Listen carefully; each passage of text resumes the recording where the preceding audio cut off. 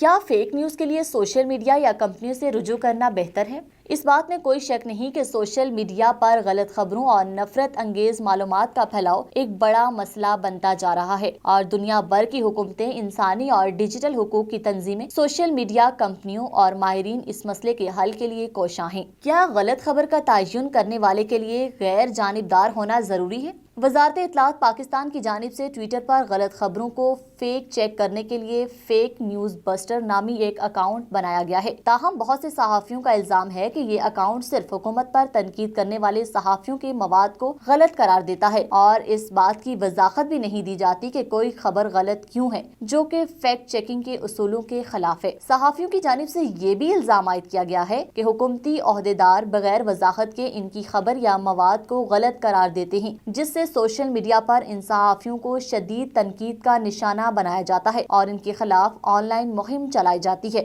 International fact checking network کے مطابق غلط خبر کا تعین کرنے والے کے لیے ضروری ہے کہ وہ غیر جانبدار ادارہ ہو، وہ تمام فریقین کے مواد کی جانچ پڑتال کرے۔ حق اور سچ کی آواز، عوام کے مسائل کو منظر عام پر لانے، اقتدار کے ایوانوں سے عوام کی دہلیز تک، پاکستانی عوام کی آواز، پاکستان کا قومی اخبار ڈیلی اخبار حق کی 11ویں اور حق نیوز کی دوسری کامیاب سالگرہ پر قوم کو مبارکباد۔ 12 کلر صفحات پر مشتمل ڈیلی اخبار حق نے ایک اور سنگ میل عبور کر لیا۔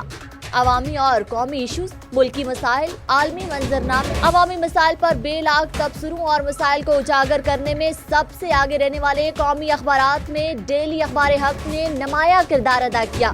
ملک میں جمہوریت، قانون کی حکمرانی اور عوام کی آواز کو اقتدار کے ایوانوں تک پہنچانے کے لیے پرعزم میری اور آپ کی آواز ظلم کے خلاف ڈیلی اخبار حق، حق نیوز۔